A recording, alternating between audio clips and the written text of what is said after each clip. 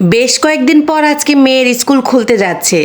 এবারই মনে হয় প্রথম গ্রীষ্মকালীন ছুটি আর ঈদের ছুটিটা একসাথে পেয়ে অনেকটা দিন ছুটি কাটালাম। এতদিন ছুটি খুব কমই পাওয়া যায়। যাই হোক, খুব ঘোরাঘুরি হলো, খুব মজা করেছি এই কয়েকটা দিন। এবার তো কার্য দিবসে ফিরে যেতে হবে। আমার আবার কার্য দিবস, অফিসের কাজ না থাকলেও এই যে সকালবেলা মেয়ের টিফিনটা বানিয়ে নিলাম। সে গতকালকেই বলে রেখেছিল মিটবল আর সাথে একটু নুডলস নিবে, তো আমি ওভাবেই মিটবল আর নুডলস একসাথে দিয়ে দিয়েছি। আর একটা আপেলের অর্ধেকটা এভাবে স্লাইস করে কেটে দিয়েছি। ঈদের ছুটির পরে আজকে ওরা প্রথম স্কুলে যাচ্ছে, তবে আজকে আরেকটা বিশেষ দিন পড়েছে।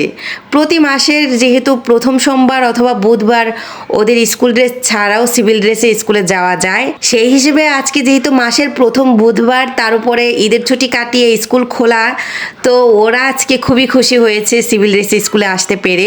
দীর্ঘদিন পর আজকে ভাবিদের সাথে দেখা হওয়াতে এত গল্প করেছি বলার বাহিরে। মানে এত দিনের কথা জমা ছিল।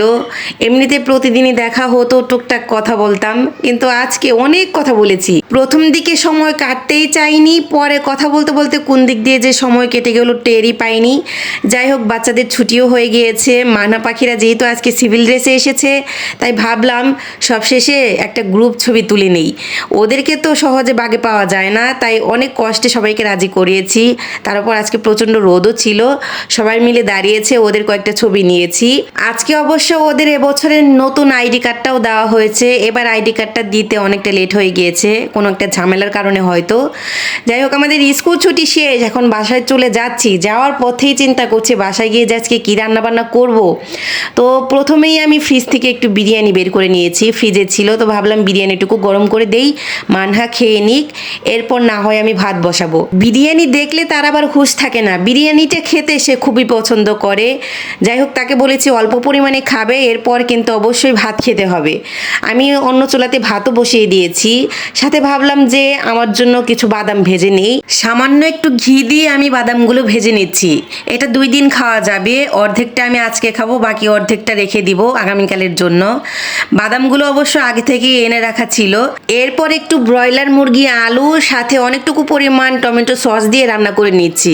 আজকে টমেটো সসটা একটু বেশিই দিয়েছি, ভাবলাম যে একটু ঝোলটা টকটক রাখি, খেতে ভালো লাগবে।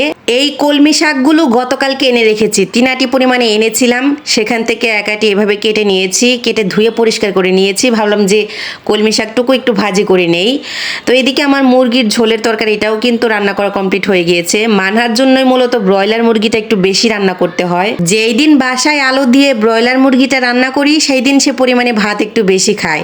এমনিতে ভাত তাকে খাওয়ানোই যায় না, সব জিনিস খাবে কিন্তু ভাত খেতে সে খুবই অপছন্দ করে। সবশেষে কলমি শাক ভাজি করে নিচ্ছি।